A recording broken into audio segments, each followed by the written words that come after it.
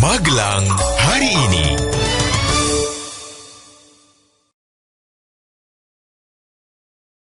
Warga Magelang, berjumpa kembali bersama saya Agnes Middleton dalam Magelang hari ini.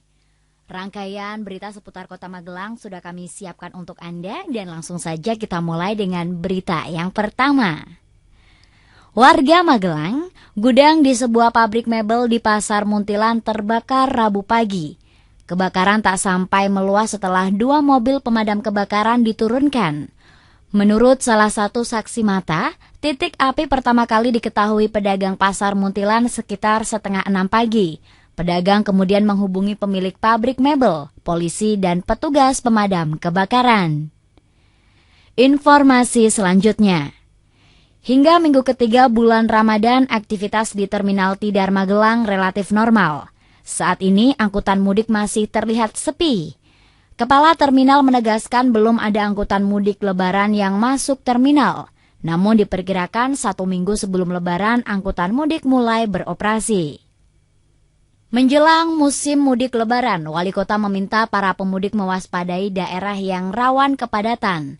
Begitu juga titik-titik rawan kecelakaan lalu lintas dan tindak kriminal. Sebab Magelang menjadi salah satu daerah yang banyak dilalui baik dari Jateng ke Jogja maupun sebaliknya.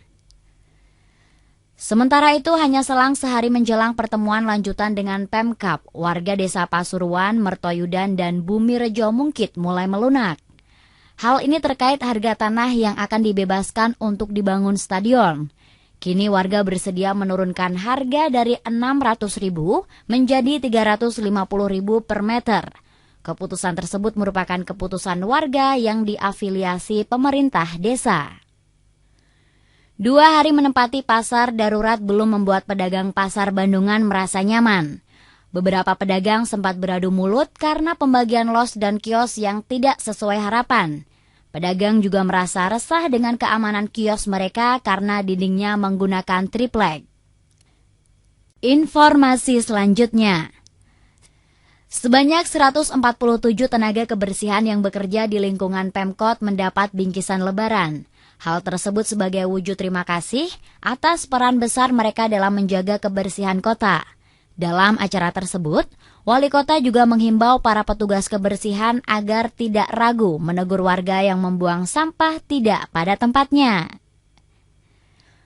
Warga Magelang, pelanggaran parkir atau berhenti di daerah larangan bagi kendaraan bermotor terus terjadi di seputar alun-alun kota. Sampai saat ini belum ada tindakan tegas dari polisi. Padahal beberapa pengguna jalan mengeluhkan kondisi tersebut. Jika terus dibiarkan, hal tersebut dapat menimbulkan kemacetan. Jumlah tersangka pengeroyokan di Brengkel terhadap anak di bawah umur bertambah 2 orang. Polres menetapkan saat ini jumlah tersangka menjadi 8 orang.